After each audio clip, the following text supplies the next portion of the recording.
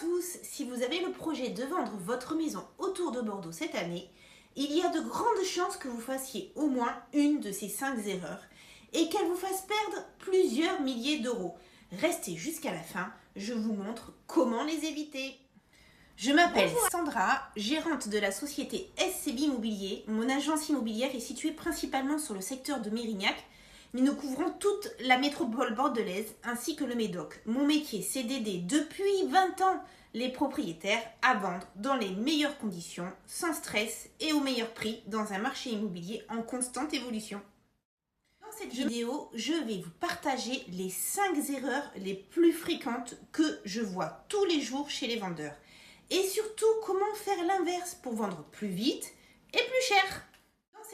Première erreur, mettre un prix émotionnel et non un prix de marché. Beaucoup de propriétaires ajoutent la valeur de leurs souvenirs, de leurs travaux, de tout ce qu'ils ont vécu dans la maison.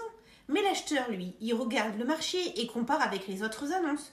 Résultat, le bien reste en ligne, stagne et finit souvent par se vendre en dessous de ce qu'il aurait pu obtenir avec le bon prix dès le départ. Ce qu'il faut faire, se baser sur une vraie étude comparative de marché local, sur des ventes réalisées, pas uniquement sur les annonces en ligne qui ne sont que des prix d'appel. Deuxième erreur, mettre le bien en vente sans préparation. Photos sombres, pièces encombrées, extérieur pas entretenu. En 3 secondes, l'acheteur décide s'il a envie de cliquer ou de venir visiter. Une mauvaise première impression et vous perdez des visites qualifiées. Quel dommage! Ce qu'il faut faire, c'est désencombrer, ranger, apporter de la lumière, soigner l'extérieur et idéalement faire de très belles photos.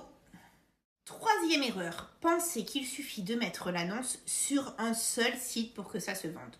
Aujourd'hui, vos acheteurs sont sur les portails, sur Google, sur les réseaux sociaux, parfois même sur YouTube. Si votre bien n'est pas visible partout, vous réduisez mécaniquement le nombre d'acheteurs potentiels. Ce qu'il faut faire, diffuser largement, optimiser l'annonce, la description, les mots-clés et utiliser la vidéo pour se démarquer.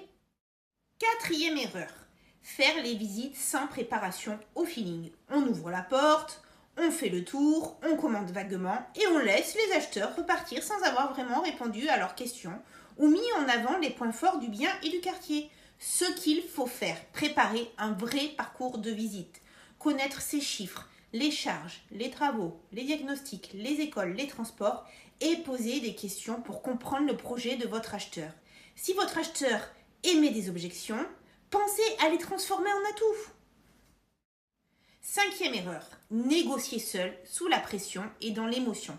On sait que quand on vend son bien, on a tendance à se braquer, à refuser de bonnes offres ou au contraire à accepter trop vite par peur de rater la vente. Ce qu'il faut faire, poser un cadre clair. Dès le départ, le prix, les délais, les conditions, comparer les offres à tête froide et si possible, se faire accompagner par un professionnel qui connaît les prix réels, les profils d'acheteurs et les leviers de négociation. Ne négligez pas l'aspect financier de vos acquéreurs et surtout, vérifiez leur plan de financement. N'oubliez pas les 5 erreurs à éviter. Fixer un prix émotionnel et non un prix de marché. Mettre le bien en vente sans préparation ni mise en valeur. Se contenter d'une diffusion minimale.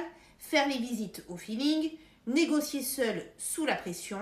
Si vous évitez déjà ces 5 erreurs, vous aurez une longueur d'avance sur la plupart des vendeurs de la région. Si vous avez un projet de vente sur la métropole bordelaise ou le secteur du Médoc et que vous voulez une estimation précise, adaptée à votre bien, à votre situation, je vous offre un rendez-vous personnalisé. Vous pouvez me contacter directement via le lien en description ou m'envoyer le mot estimation par message au 06 21 89 86 52. Je me ferai un plaisir de vous répondre personnellement. L'immobilier est un métier de passion et de connaissances parfaites en matière juridique et une maîtrise tarifaire sur votre secteur. Sachez que tout agent immobilier doit détenir une carte professionnelle d'agent immobilier délivrée par la Chambre des commerces de là où il exerce. Pensez aussi à vous abonner à cette chaîne pour recevoir les prochains conseils en IMO de Sandra. Merci beaucoup pour votre écoute.